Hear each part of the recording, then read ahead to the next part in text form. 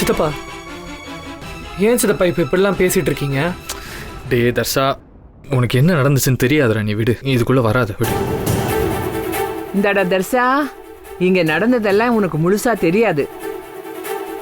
என் புள்ள சக்திக்கு இவங்க எல்லாம் சேர்ந்து அநியாயம் பண்ணிட்டாங்க. அநியாயம் பண்ணாங்களா? என்ன அநியாயம் பண்ணாங்க?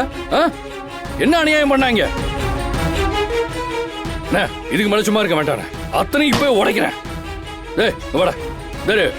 இந்த சித்தி நீ பின்னாடியே போறல, என்ன பண்ணாங்கன்னு தெரியுமா உனக்கு? இந்த பாரு, தங்கச்சி பாரு, மாமா ஏன் இப்படி இருக்கா? கேளுடா, ஏன் இப்படி இருக்கான்னு கேளு. சித்தின்னு பின்னாடியே போறல, கேளு போ. என்ன பண்ணிருக்கா தெரியுமா? இவளை கடத்திட்டு போய் பாடா படுத்திருக்கா.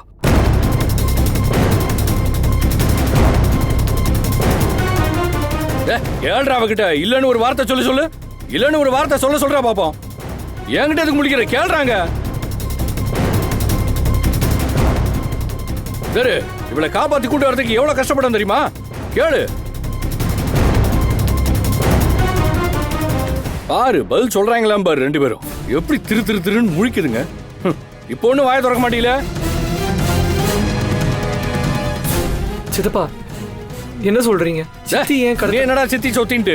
அதான் சொல்லிட்டேன்ல. சரி, இனிமே உனக்கு சித்தியும் இல்லை, உனக்கு சித்தப்பனும் இல்ல. உனக்கு இனிமே என்ன நடந்தாலும் நாங்க தான் உனக்கு, புரியுதா?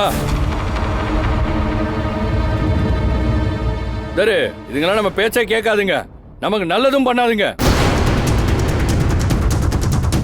சரி, இனிமே உனக்கு சித்தியும் கிடையாது, சித்தப்பனும் கிடையாது, நாங்க தான் உனக்கு.